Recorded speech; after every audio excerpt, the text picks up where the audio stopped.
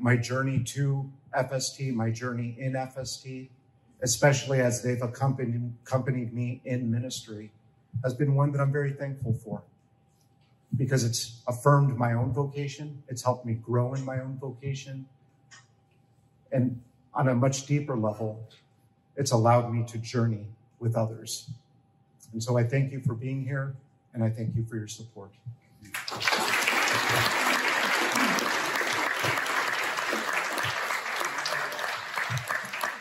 Thanks so much, Tony.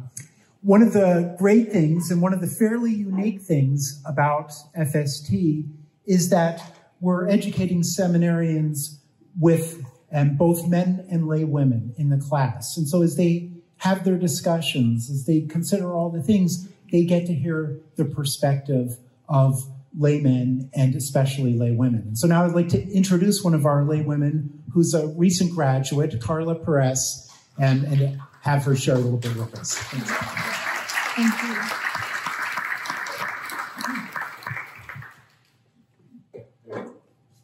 Good evening, brothers and sisters. I hope you are having a pleasant evening. I am Carla, as brother says, and today I would like to share with you a little bit of my life and my journey at the Franciscan School of Theology. I am a wife, mother of 3. I'm originally from the north of Mexico, where I grew up, got married, and started a family with my husband, Arturo. By January 2018, my husband was transferred from work to San Diego for 3 years assignment, 3 years. We saw this assignment as an opportunity for our family to learn more about the American culture and to improve my English and my kids' English. So I decided to look up for a community college where I could learn English. But then I thought that it would be a good idea to learn English while studying history in a university here in San Diego. But at the end, I decided to study English. Meanwhile, I will be studying Master of Theological Studies in an emphasis of history of Christianity. While I was studying English at the Franciscan School of Theology, I learned more about God, our Creator. I forgot my desire to learn about history of Christianity, and I focused more and more on God, the Creator. In most of my classes, I ended up reflecting on the implication that emerge when we speak about God, the image of God as Creator. God, who is the origin of everything, the force, capital letter F, behind the Big Bang Theory. The force who not only created everything, but in his infinite love decided to dwell in creation.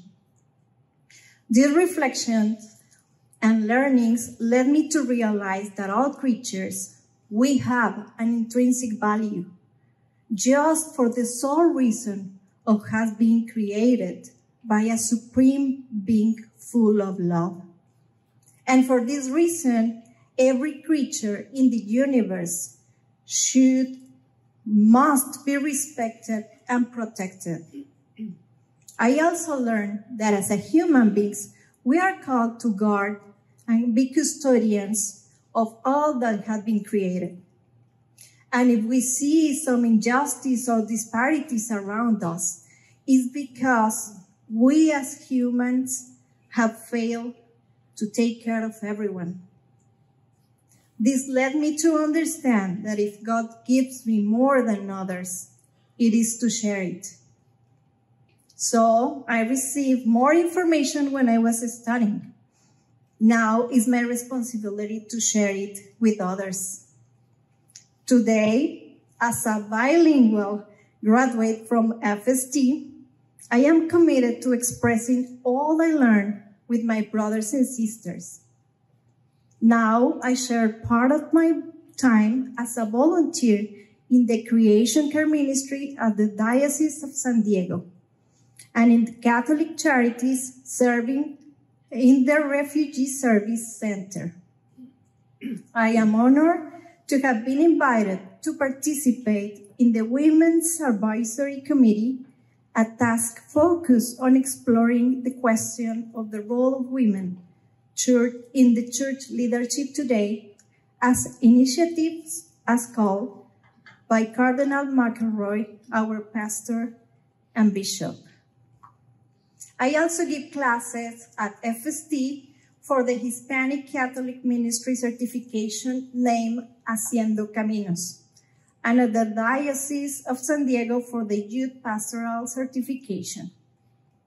Here, I seek to inspire others to protect the environment and our brothers and sisters.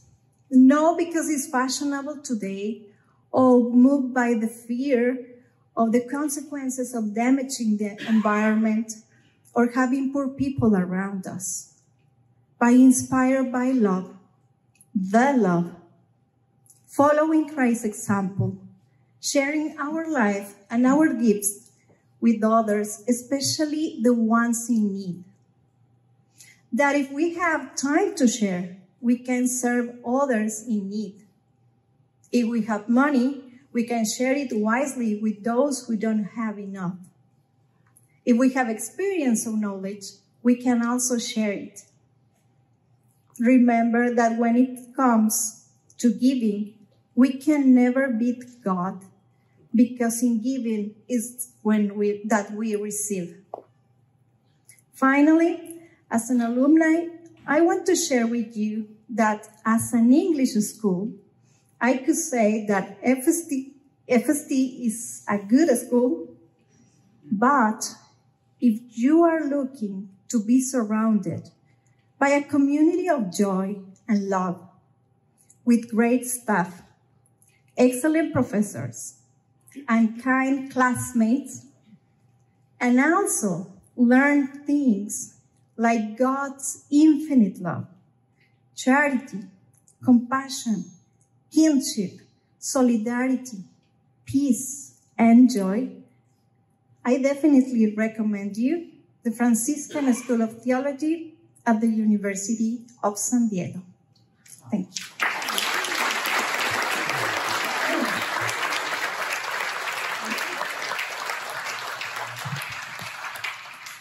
Thanks so much, Carla. Now, I'd like to introduce Cardinal McElroy. Whenever I'm traveling around the country and people find out that I'm from San Diego, they always tell me how jealous they are of me. And I'm sure all of you can agree.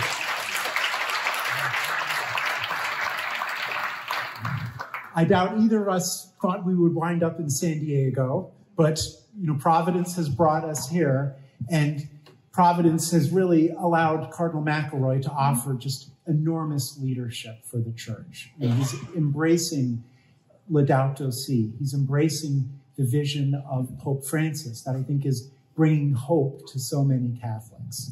And so without further ado, I'd like to introduce Cardinal McElroy.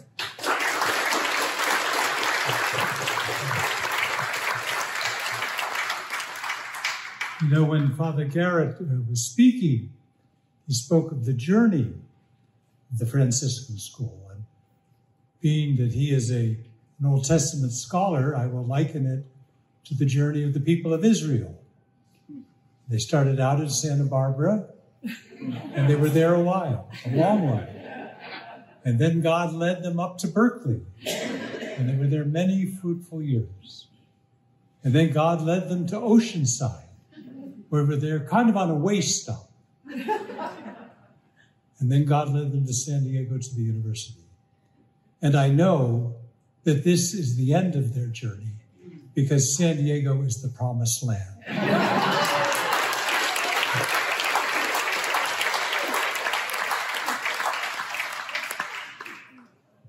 I am particularly grateful for the Franciscan School and for the university in collaborating with them, because one of the most difficult challenges a bishop has is to figure out how to educate and form the priests of his diocese for the future, those who are seminarians.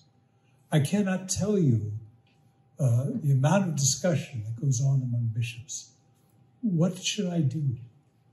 What are the challenges we have before us?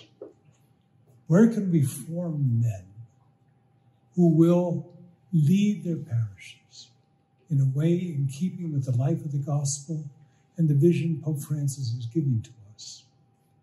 And there are many different seminaries, and there are lots of different constellations of how they approach this question. But about 9 years ago, there was a study group at Boston College, and they looked at it and they said, where should we be educating priests for the future? And they concluded that standalone seminaries, that is, they're self-contained programs, should not be the future of seminary education. I went to a standalone seminary in Menlo Park, south of San Francisco, and there were many good things about it. But they said it's truly important that our future priests be formed in collaboration and in accompaniment with laymen and women who are themselves journeying in mind and heart and soul and being formed. Because to do so in isolation is to leave out a crucial part of what it means to become a priest, a crucial part. And the report also said it recommended that, if possible, the formation take place in the diocese. I was at this conference where they presented it, and so I took that and I thought, that's what I think we should do in San Diego. And it was a very propitious moment, because that's just when FST was coming to rest here at the university. And thus, we had a program there, a theological program of great competence and great gospel orientation present in our diocese.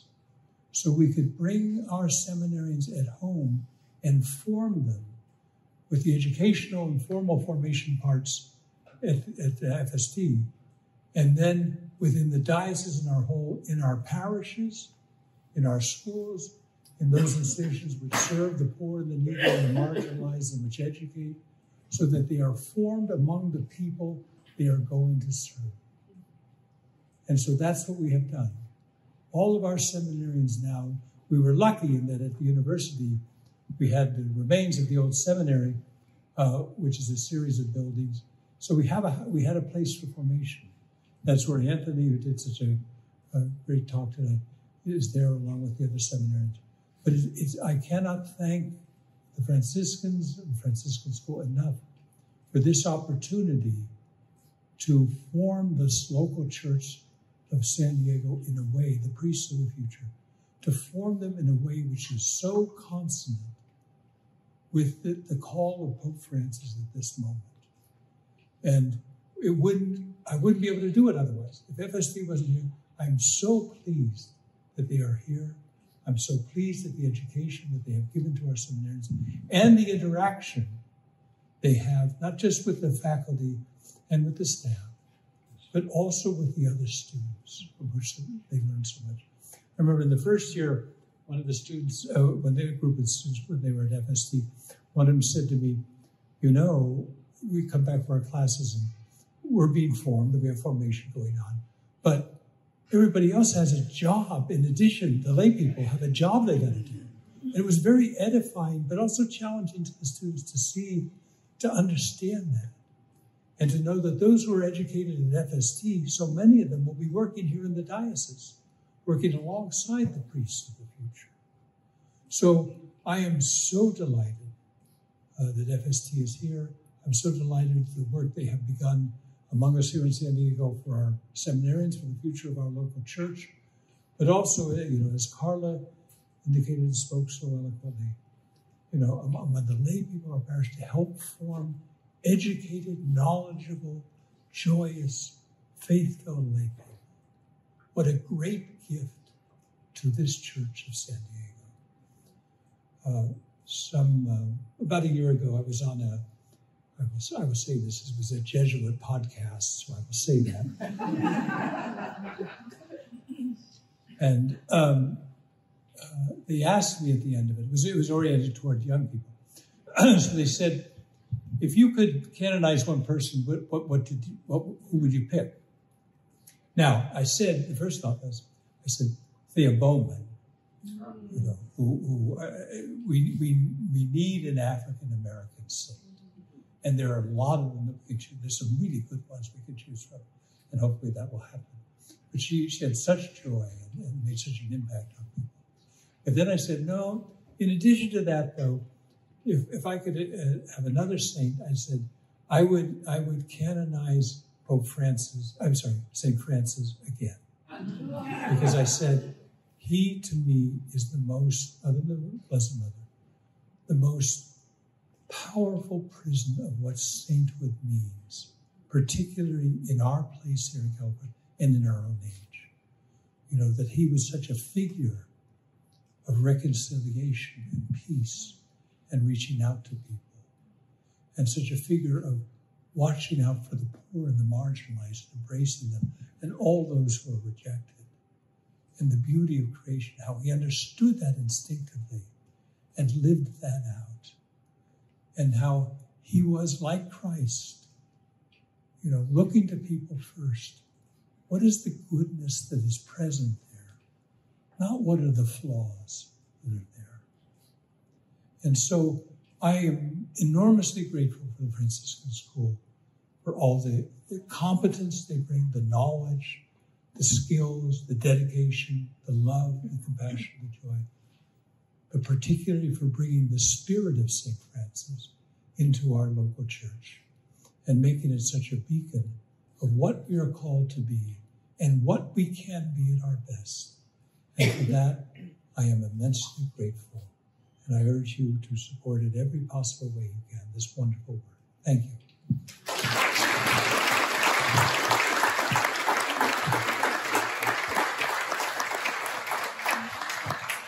Thank you so much, Cardinal, for all your support.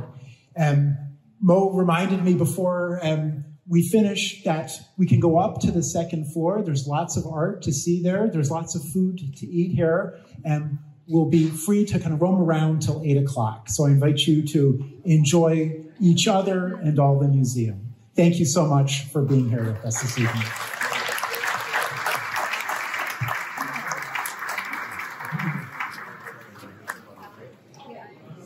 Thank you for helping.